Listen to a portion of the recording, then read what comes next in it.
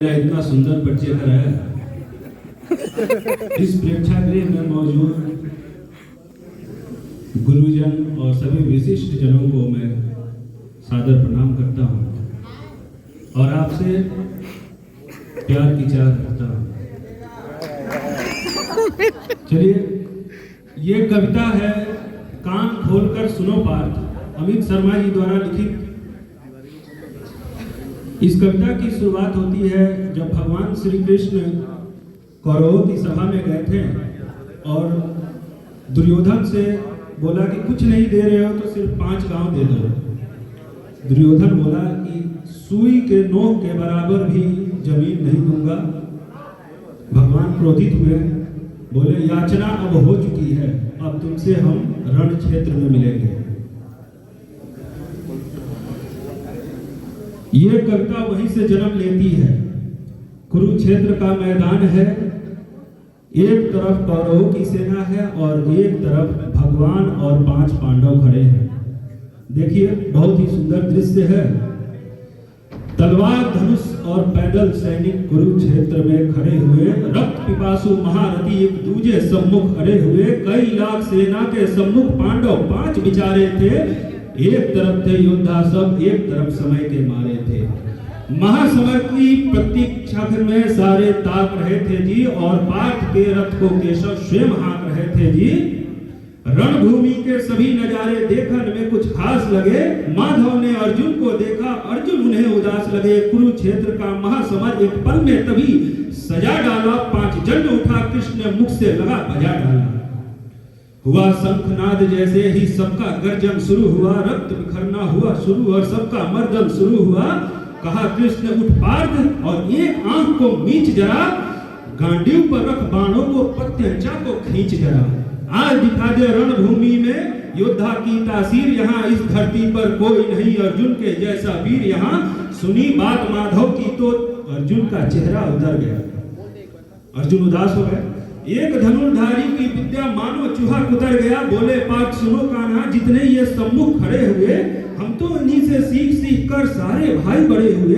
इधर खड़े बाबा भीष्म मुझको गोद खिलाया है, इधर गुरु द्रोण ने धनुष बाण का सारा ज्ञान सिखाया है। सभी भाई पर प्यार लुटाया, कुंती माता हमारी ने कमी कोई नहीं छोड़ी थी, प्रभु माता गंधारी ने।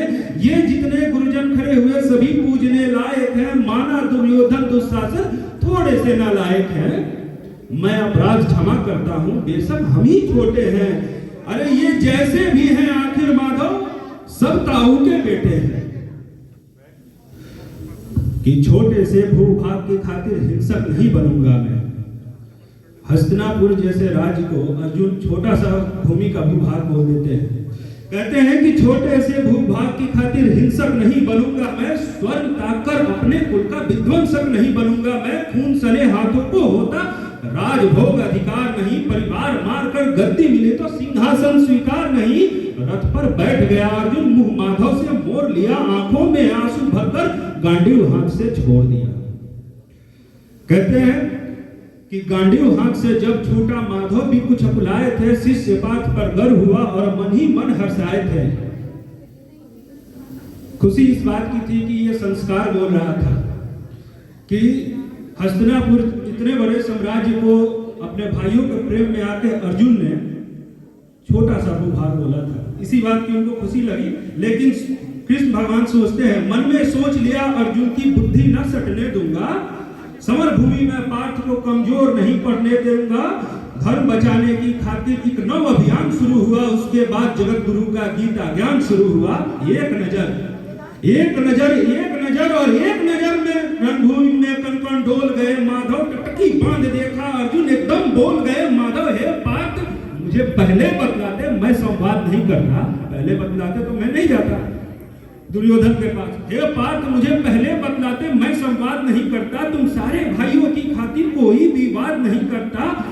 पंचाली के तन पर लिपटी सारी खींच रहे थे वो। दोषी वो भी उतने हैं जबरा भींच रहे थे जो, और घर की इज्जत तड़प रही, कोई टू टूक नहीं बोले। पुत्र बहू को नग्न देखकर गंगा पुत्र नहीं खोले। दोषी वो भी नहीं थे जो चुपचाप बैठे थे उस सभा में।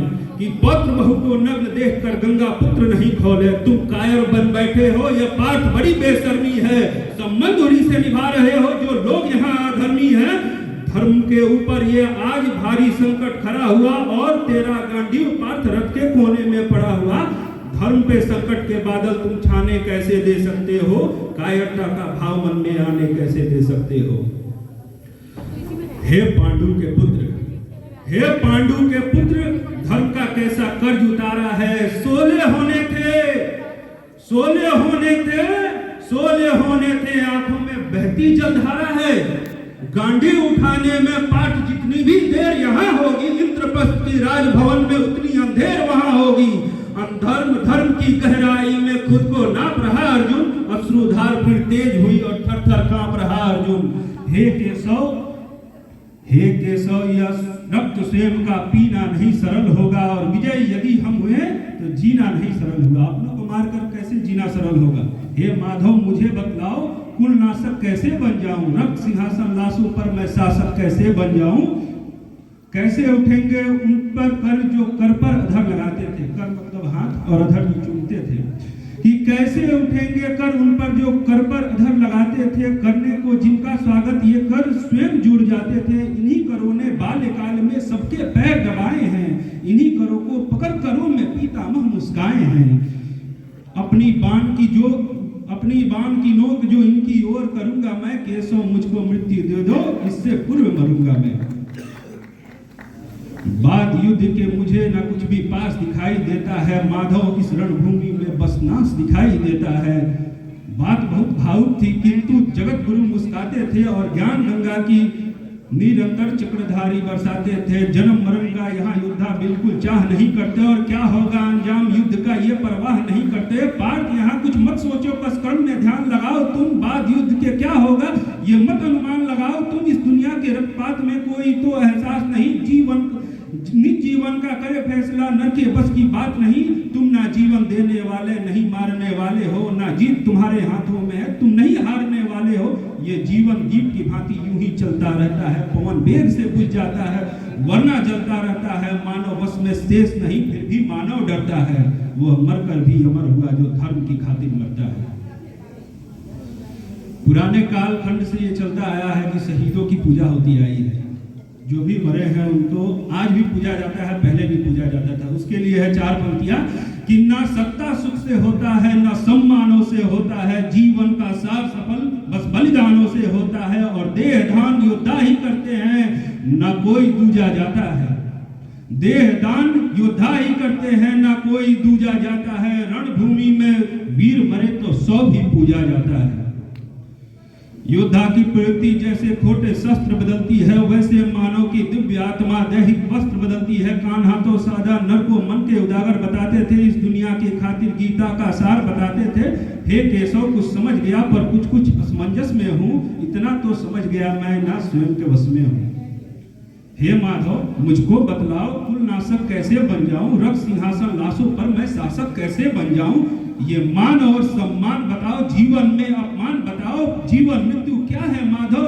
रण में जीवन दान बताओ। काम क्रोध की बात कही, मुझको उत्तम काम बताओ। अरे खुद को ईश्वर कहते हो तो जल्दी अपना नाम बताओ।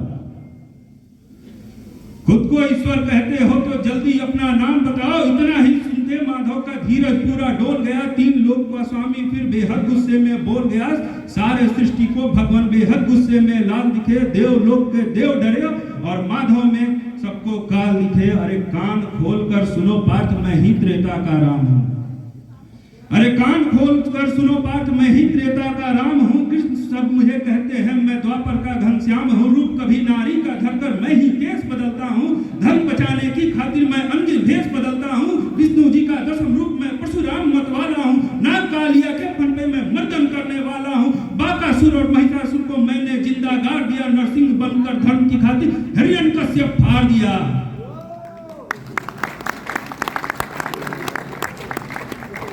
बहुत बहुत धन्यवाद। कि नरसिंह बनकर धर्म की खातिर हिरण्यकश्यप फाड़ दिया। रथ नहीं तनिक भी चलता, मैं ही आगे बढ़ता हूँ। गांडीव हाथ में तेरे है पर रणभूमि में मैं लड़ता हूँ। इतना कहकर मौन हुए, खुद ही खुद सकुचाए केशव, पलक झपकते ही अपने दिव्य रूप में आए केशव। दिव्य रूप मेरे केशव का सबसे अलग दमकता था, कई लाख सूरज जितना चेहरे पर तेज चमकता था। इतने ऊंचे थे भगवान के सर में अंबर लगता था। हजारों भुजा देखकर अर्जुन को डर लगता था। माँ गंगा का पावन जल उनके कदमों को चूम रहा था और तर्जनी अंगुली में चक्र सुदर्शन घूम रहा था। नदियों की कलकल सागर का शोर सुनाई देता था। केशव के अंदर पूरा ब्रह्मांड दिखाई देता था। जैसे ही मेरे माधव का कद थोड़ा सा बड़ा हुआ, सहमा सा अर्जुन एकदम रथ से खड़ा हुआ। माँ गीता के ज्ञान से सीधे हृदय पे प्रहार हुआ। मृत्यु के आलिंगन हेतु फिर अर्जुन तैयार हुआ। मैं धर्म भुजा का वाहक हूँ, कोई मुझे मार नहीं सकता है। जिसके रथ पर भगवान हो वो युद्ध हार नहीं सकता है। जितने यहाँ अधर्मी हैं चुन कर उन्हें सजा दूंगा। इतना रक्त बहाऊंगा, धरती की प्यास बुझा दूंगा। अर्जुन के आंखों में धर्म का राज दिखाई देता था। पार्थ में केशव को बस यमराज दिखाई देता था। रण में जाने से पहले उसने एक काम किया, चरणों में रखा शीश। अर्जुन ने केशव को प्रणाम किया। जिधर चले बाण पार्थ के सब पीछे हट जाते थे। रणभूमि के कोने कोने लाश से पट जाते थे। कुरुक्षेत्र के भूमि पे नाच नचाया अर्जुन ने। सारी धरती लाल हुई, कोहराम मचाया अर्जुन ने। बड़े बड़े महारथियों को भी नानी याद दिलाई थी। मृत्यु का वो तांडव था जो मृत्यु भी घबराई थी। ऐसा लगता था सबको मृत्यु से प्यार हुआ है जी। ऐसा लगता था सबको मृत्यु से प्यार हुआ है जी। ऐसा धर्म युद्ध दुनिया में पहली बार हुआ है जी।